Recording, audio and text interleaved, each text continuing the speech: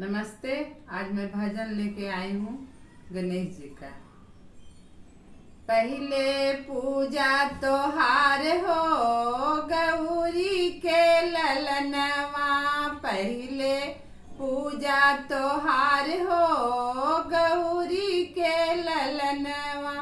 ब्रह्मा से पहले विष्णु से पहले, ब्रह्मा से पहले विष्णु से पहले, शिव जी से पहले तोहार हो गौरी के ललनवा।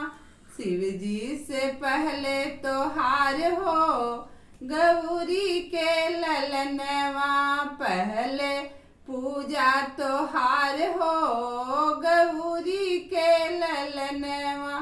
चंदा से पहले सूरज से पहले, चंदा से पहले सूरज से पहले, तारा से पहले तोहार हो गौरी के ललनवा।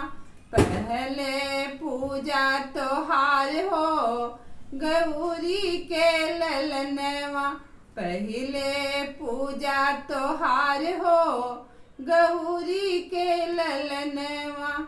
गंगा से पहले जमुना से पहले, गंगा से पहले जमुना से पहले, गंगा से पहले जमुना से पहले, सरजू से पहले तोहार हो गौरी के ललनवा।